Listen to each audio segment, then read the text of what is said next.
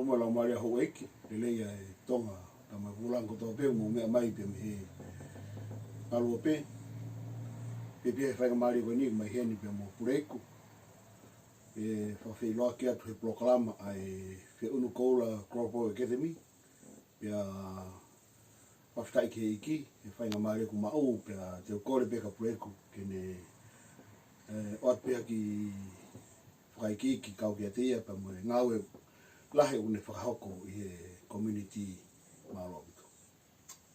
Pandere mau mai tāni pako whamalo la ki whainga maari koe ko whaia ki interview koe ni pongpongi pia whamalo la ki mui ka mana hoa ko hono ngā koe ma whainga maari ki ulawa tana noa koe i tana noa pe ki ku ngā ue gau whai o ngā gau whai o lahi pia gau pēro lahi o ku whai e mea kotoa pe o me makatu unga i e ku ngā ue to kongi e community.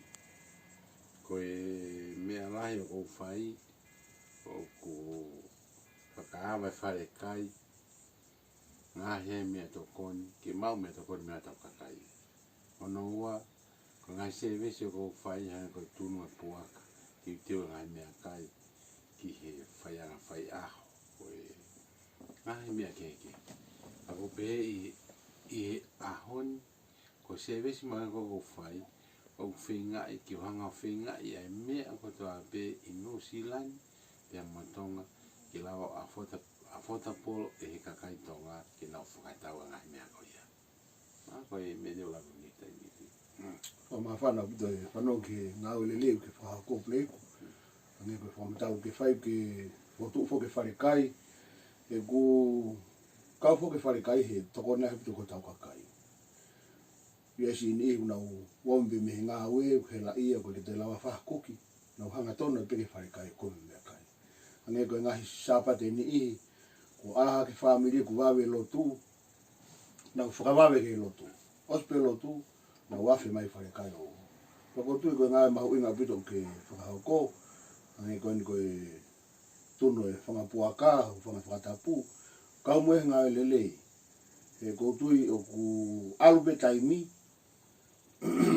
pia o ku lahi ange kakai ku koe ke nau tue whima o ke nau tue hela ka whaha nau kātoanga nau tokanga taha peki he polo kalamaka tuke ngahi mea kai ange ko tokonu pe whai pia koutu whawhiawhia apito ke he kāi ngā ka mai community nau whanongo mai ki he ngā lelei pia moe tokoni lahi ku ke whai pa mai kāi ngā tong koutu pe kai ki ngata pe kai ngā tonga pe maha kai ngā pe nau whie mao i ha ngahi matakari kehe ke ngau e ho sewe si ko tui pe haha o lau ki Ko whamalo lahi i he whai o ke lahi.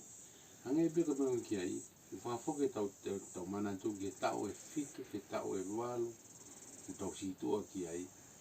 Nare ki a whai kai tonga ino si lai. mone o puto. Ana utuwa ke mo whakaukau ke hame utau e o kai e intia, utau o kai e sia ina utau kai. Wā tonga e lawa tūki o lunga pane whai mea wani, e ku ke hepe mea kai e wata tolu, me ha toi matakai. Pe wai ono whai ngai, whono mono whai ngā, ene me niti o mea kai, koi lawa e kakao matakai ke, tau patatai. Hau ko wai sia ina tau ko ului puaka, hiki ki ta tau i mono tau he tonga. Ko taim ko ngā he koe vai wheke, poko loi wheke, ko ke iwa kau sia ina no ngāhi. Kono ngāhi koe lusi pi mo lupu masi ma, o ke hepe whai ngāhi fo ia o te. Ka koe hina o whakaukau e ke o hiki o ni mangi o lunga boke, te o kamatai. Pea koe osi te tau e fitu me ai, ko aule ni ke me iau i o te au tupu e wharekai. Ngāhi fitu keke.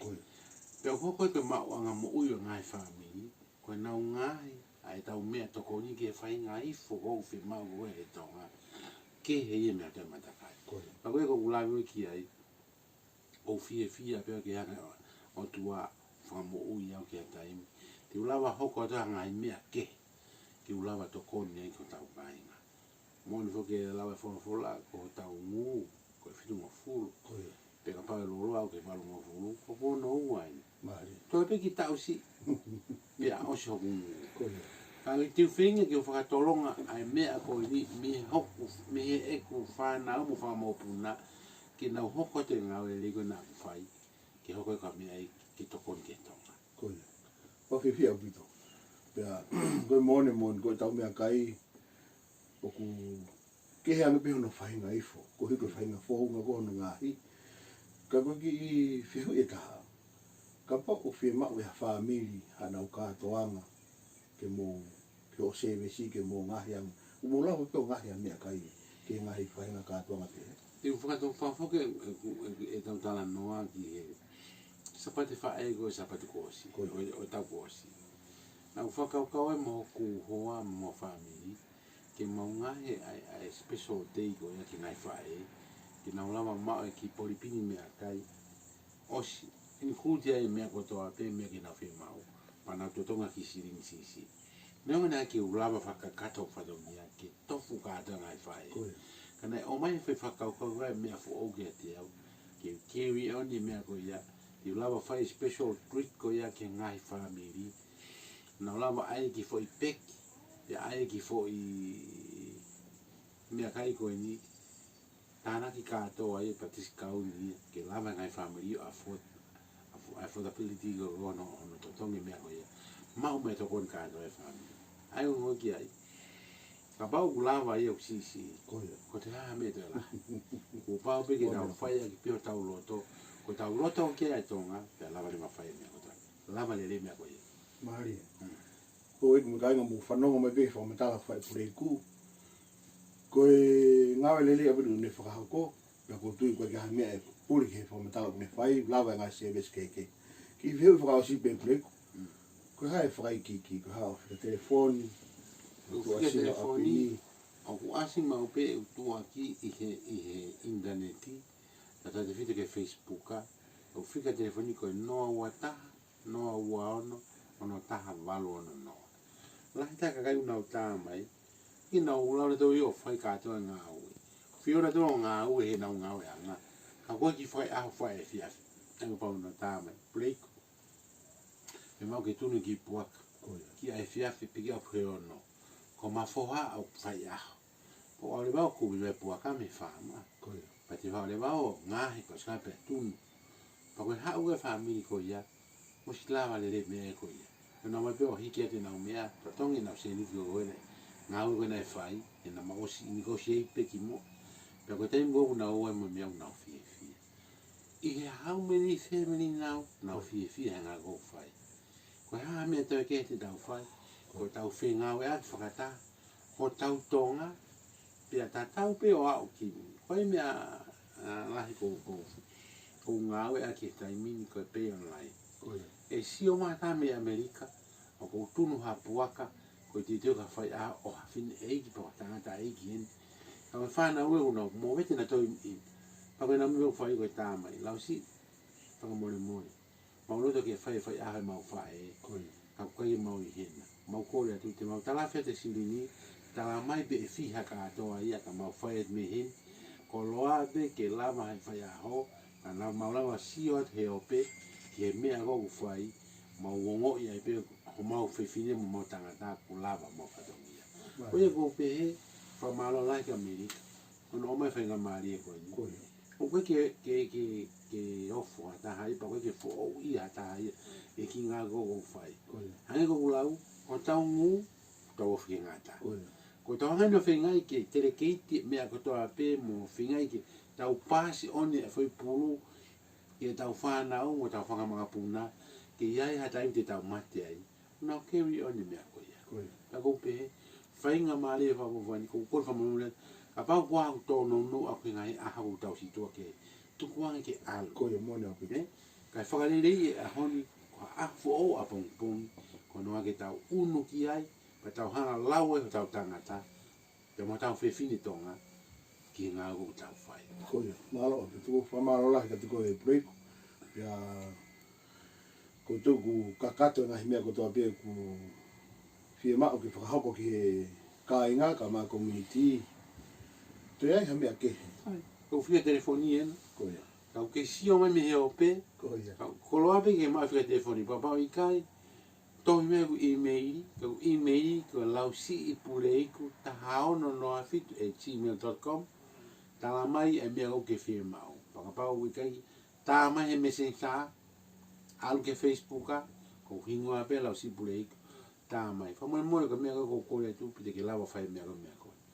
Ko te tuen ke o awe container ki tonga. Ko container ki tonga ue hosi, ue puaka, ue pulu masima, ue me sosisima. O whenga ke inasi katoa e kautonga I tonga I he mahu ta whea ho ta whono ai. Pea ko unga mea I he ki totongi matu aki si au pita. Ko lava pe a motu a koni whaana I ngai mea katoa kia. Mo lava o heka mea ki tonga. O koi toa whengen ki te mau. Ko osi tau taimi ngau e paanga. Ko tau ngau ko ni ki tau whaka lava e mea katoa pe. Tau pasi e foi tau ai foi pulu. E tau tangata hoko ke nau lelei ai fuka o tau whinga I taimi katoa pe. Ko le whamamea pe kapau ka ki ai ngon ki ai. Ko loa ke mo mau whika telefoni ke mo la warea mai ka te au. Mo hawheitu pe mamani. Ko loa ke mo ilo emaili ka ke mo la warea mai tohi me ku emaili. E mimi ama ho e ua whaa pe se vesia ke taimi katoa pe. Ko ia ko whamalo la ke mo he taimi. Pa ko koi whamamea pe kapau ka ke whi ungain. Ke te whoki be a rewa ki ulama whina I telefoni ke ngā au. Ke te whoki ma Amerika mono hoa. O te whakai ke ka taimi ane le yang ka taimi a mu yang. A koe ngahi sevesi a kou whai. Mo sio ke Facebooka. O mimi a se te Facebooka I taimi kotoa pe. Mo sio ke kulaivi. Tala no me kulaivi. Kono ngā. Ngā sevesi o ko atu ko ave he kulaivi ko I Facebooka. Ka neo ngoia. Mea kotoa pe. O whaka amanga pe ke hanga e ki o whaka mo ui fuolo au. Ko noa ki hoka te ngai sewe si koe ni I he taimi la o whai. Maro pe tau tui pe pe hanga e ki o whaka mo ui koe ko hiko ngāle le pe whaka hoko. Pe ko tui koe ngata anga ki I whakatala noa ko hiko se wesi ku whaka hoko e tāma e ki koe ni. O ku tai taha kakai tēnā whaka hoka ngau e lahi pe he. Ange koe ku mo mea mai ki ai he ngalo pe. O whamalo lahi ka te koe pa mwhai ngā maare e hoa tāni. Maro apito.